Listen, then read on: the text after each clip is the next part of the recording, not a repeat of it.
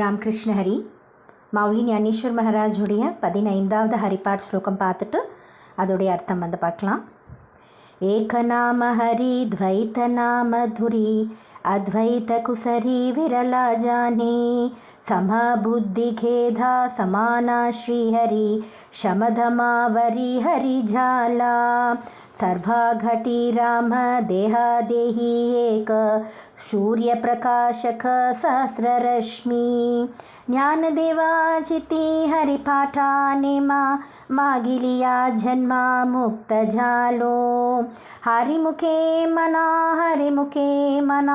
पुण्याची घनाना कोन करी. மௌலி இதில் என்ன சொல்கிறா அப்படின்னா, இந்த உலகம், இந்த பிரபஞ்சம், இந்த ஜகம் எப்படி இருக்குது அப்படின்னா ஹரியுடைய ரூபமாக இருக்குது. இங்கே ஹரி நாமம் மட்டுமே சத்தியம், அதுதான் உயர்ந்தது அப்படின்னு சொல்கிறா. இந்த உலகம் ஹரி ரூபமாக இருக்குது, ஹரிநாமம் தான் சத்தியம். இந்த ஜகம் முழுக்கமே ஜெகதேவ ஹரி, ஹரி தான் ஜகத்துக்கே ஹரி அப்படின்னு சொல்கிறா.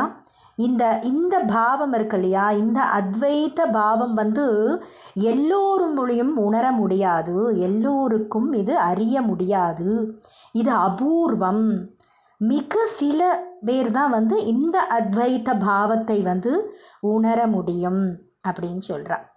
இந்த இடத்துல நம்ம சொல்லியிருக்கோம் இல்லையா, குசரி, அத்வைத்த குசரி அப்படின்னா இந்த அத்வைத்த தத்துவத்தை தான் சில பேரால் மட்டும்தான் அறிய முடியும். இங்கே என்ன சொல்கிறான்னா, ஹரியும் ஹரி நாமமும் ரெண்டுமே ஒன்று தான், வேற வேற கிடையாது அப்படின்றத அறியவர் மிக மிக அபூர்வம் அப்படிங்கிறார்.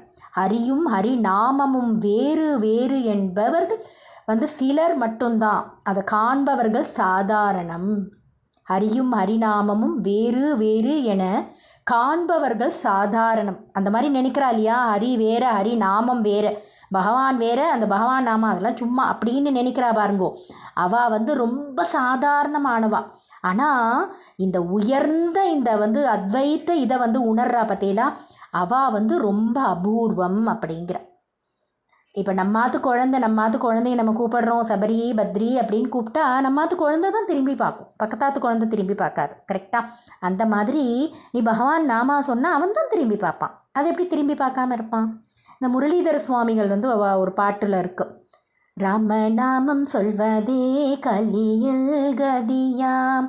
அந்த பாட்டில் ஒரு வரி வரும், ராமநாமம் சொல்லி சபரி முக்தி எய்தினான், நாமமும் நாமியும் வேறு வேறு இல்லவே இல்லையாம். நாமமும் நாமியும் வேறு வேறு இல்லவே இல்லையாம். பகவானோட நாமமும் அந்த நாமத்துக்கு சொந்த காரணம் வேறு வேறு கிடையாதப்பா, நீ அதை உணரணும். அப்படி நீ உணர்ந்த அந்த அத்வைத்த பாதையை நீ உணர்ந்த அப்படின்னா அந்த அபூர்வ மனுஷா இருக்கா பார்த்தீங்களா, அதில் நீயும் ஒருத்தன் அப்படின்னு சொல்கிறா மௌலி. அந்த சமமான புத்தி வேணும், அந்த சமமான புத்தி இருக்கிறவன் தான் ஹரியை அடைய முடியும், ஹரி ரூபமாகி விடுகிறான்.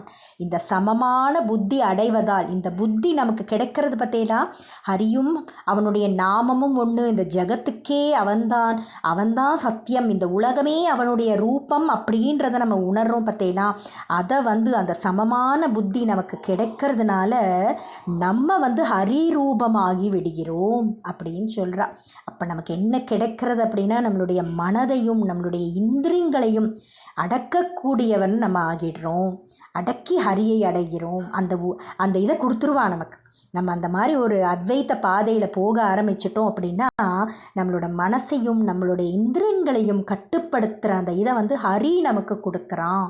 அப்படி கொடுத்து நம்மளை அவனிடம் அடைய வைக்கிறான் அப்படின்னு சொல்கிறான். இந்த இடத்துல ஒரு அழகான ஒரு எக்ஸாம்பிள் சொல்கிறான். எப்படின்னா, ஒரு சூரியன், ஒரே ஒரு சூரியன் தானே இந்த உலகத்துக்கு எந்த நீங்கள் நாட்டுக்கு போனாலும் அந்த ஒரு சூரியன் தான். அந்த ஒரு 1000 பானை வச்சுருக்கோம், நம்ம 1000 பானையிலையும் தண்ணி வச்சுருக்கோம். ஆனால் ஒரு பானையிலையும் அந்த ஒரே சூரியன் தான் பிம்பமாக தெரிகிறான். பிரதிபிம்பமாக அந்த ஒரே சூரியன் தான் 1000 பானைகளில் தனித்தனியாக தெரிகிறான். அப்போ நம்ம எல்லாருடைய தேகத்திலும் ஒரே ஹரி தான் இருக்கான்.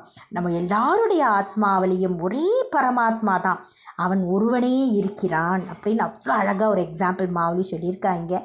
அதோட என்ன சொல்கிறா அப்படின்னா, ஞானேஸ்வர் மகாராஜ் கடைசியாக சொல்கிறது, பரமாத்மா ஸ்ரீ ஹரியின் ரூபத்தை தவிர வேறு வஸ்து என்னுடைய சித்தத்தில் கிடையாது. அவருடைய சித்தத்தில் கிடையாதாம். ஹரியை தவிர வேறு யாருமே அவருடைய அதுவும் எப்படி வேறு யாரும் கூட சொல்லலை, வேறு வஸ்து வந்து என்னுடைய எண்ணத்தில் என்னோட சித்தத்தில் வந்து கிடையாது. அதை இடைவிடாமல் நாமத்தை உச்சரிப்பதால் நான் ஜனன மரண சுழலில் இருந்து விடுபட்டேன் அப்படிங்கிற மாவுலி. நான் அப்படி இருக்கிறதுனால எனக்கு அந்த பயம் கிடையாது. திரும்ப பிறவி எடுப்போம் அப்படின்ற அந்த பயமோ மரண பயமோ எல்லாத்த அந்த சுழல்லேருந்து நான் விடுபட்டேன். அப்போ எனக்கு அப்படி இருக்குன்னா உனக்கும் தானப்பா கிடைக்கும். நான் சொல்கிறதெல்லாம் நீ ஃபாலோ பண்ணால் உனக்கும் இது தானப்பா கிடைக்கும் அப்படின்னு மாவுலி சொல்கிறா. நாளைக்கு 16வது ஹரிபாட் பார்க்கலாம். அதோடைய அர்த்தம் வந்து நம்ம பார்க்கலாம். ராம் கிருஷ்ண ஹரி. ஓம் ஸ்ரீ மாத்ரே.